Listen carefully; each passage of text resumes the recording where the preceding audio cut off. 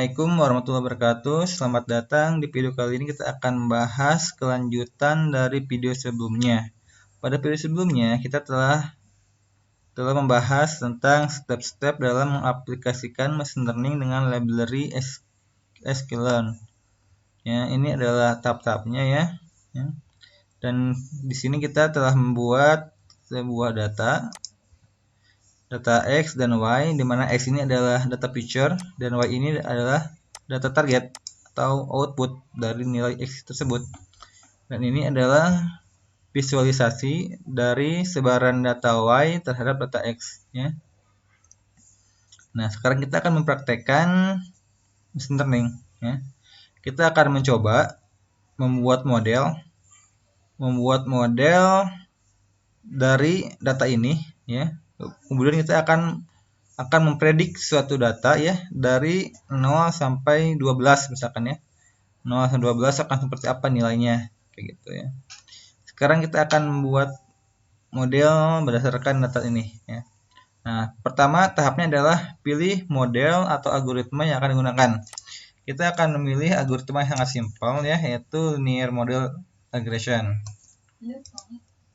Ini dia linear model regression. Kita import ya. Kita import library-nya ke dalam notebook. From sklearn linear model import linear regression. Nah, ini dia linear regression. Kita telah memilih algoritmanya. Sekarang yang kedua adalah pilih hiperparameter ketika membuat objek model. Apa itu hiperparameter? Nah, coba kita lihat ya. Linear regression datanya. Nah, ini dia hiperparameter. Hiperparameter itu ini nih, fit intercept, normalize, copy X, and job, dan lain sebagainya. Ini hiperparameter ini perlu kita setting karena ini akan berpengaruh terhadap performa dari model kita. Bagus atau enggaknya itu akan terpengaruhi oleh hiperparameter ini. Oke. Nah, pada video kali ini saya tidak akan membahas apa ini fit intercept, normalize. Saya tidak akan membahas itu. Saya akan fokus terhadap mengaplikasikan atau mempraktekkan library machine learning dengan library sklearn ya. Kita close saja. Kemudian kita buat objek model ya. Ya, kita ubahlah fit intercept-nya, kita ubah parameter fit intercept ini nilainya ke true ya. Kemudian kita masukkan ke dalam sebuah variabel namanya misalkan model LR ya, linear regression. Nah, gitu. Nah, kita telah beres tahap kedua ya. Kita telah menyeting parameter ya secara sederhana, dan kita telah membuat objek modelnya dan kita masukkan ke dalam suatu variabel model LR ya. Sekarang tahap ketiga. Pisahkan antara data feature dan data target. Nah, kebetulan ya data kita telah terpisah ya antara data feature dan data target. X adalah data feature dan Y adalah data target. Jadi kita tidak perlu memisahkannya lagi ya. Namun ada hal yang kelewat ya pada video sebelumnya. Saya tidak menjelaskan bahwa sklearn ini dia menerima data input berupa matriks ya, bukan vektor. Vektor itu adalah data satu dimensi, sedangkan matriks itu adalah data dua dimensi ya. Coba kita lihat x.shape. Tuh kan ya, 50, ini enggak ada. Jadi ini adalah vektor karena satu dimensi. Kita akan membuat ya versi dua dimensinya dengan seperti ini. X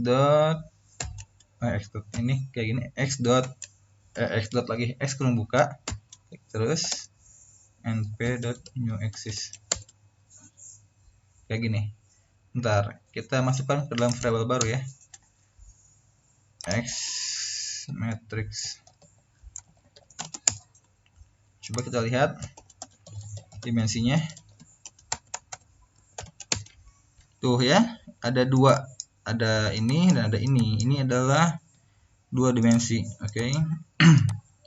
Kita telah menyeting atau kita telah menyusun data kita agar dapat digunakan oleh SQL ini. Sekarang kita tahap yang keempat, ya.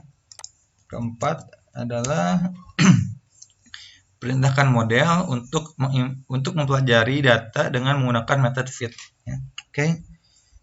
Caranya adalah model LR, kemudian panggil metode fit. Kemudian kita berikan argumen, ini adalah input data, dan ini adalah output data. Jadi sekarang si model kita akan belajar terhadap data ini. Si model kita akan di training, ya, terhadap data ini. Input data kita adalah ini, ya, X matrix.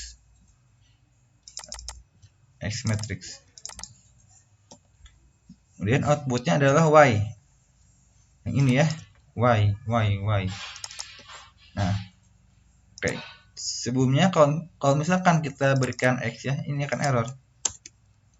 Itu kan error karena nggak boleh vektor, harus metrik. Kita ganti sama matrix. Tuh, ya, berhasil. Sekarang model kita telah belajar terhadap data, ya, telah di training. Sekarang ke tahap yang terakhir, aplikasikan model ke dalam teks data dengan menggunakan metode predict untuk supervised learning, ya. Karena kita metode supervised learning, maka kita akan menggunakan metode predict, ya. Model lr.predict kemudian nah, untuk diaplikasikan ke dalam teks data, kita perlu data baru, ya, yang dimana data baru ini kita tidak tahu nilai y-nya, ya. Jadi si model ini tidak tahu nilai outputnya apa, gitu. Jadi dia cuma tahu inputnya aja karena dia mau ngetes. Karena kita mau ngetes si model ini baik atau enggak. Y np.len_space.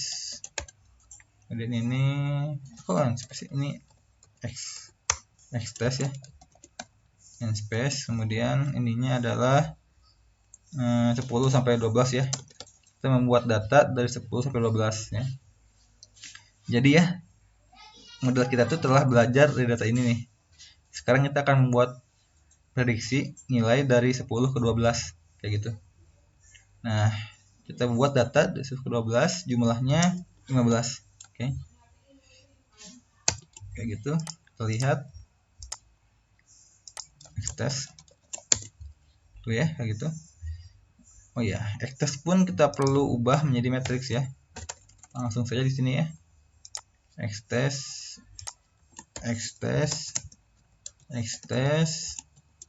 kemudian np.new axis, kayak gitu. Kemudian kita masukkan ke dalam metode predict, ya, dan outputnya kita masukkan ke dalam satu variabel namanya y_test aja, y_test, ya. Ini hasilnya. Nah, kayak gitu, ya. Sekarang kita akan upload data kita, ya, data hasil prediksi dan model dari data training, ya. Kita coba model, atau kita buat dulu prediksi, ya, terhadap data training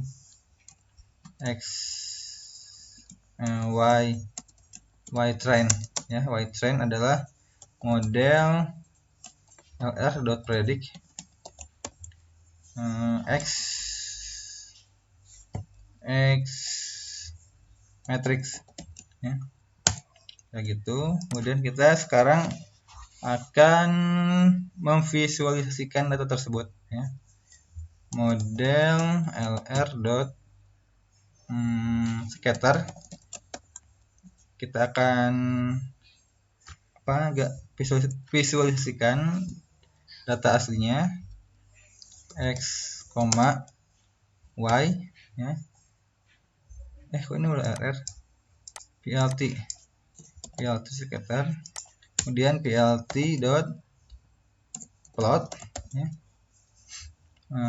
ytrain bukan ytrain, x juga sama ytrain, kemudian plt dot plot ini xtest, ytest.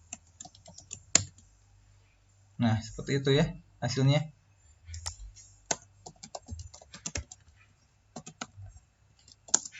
Label model training,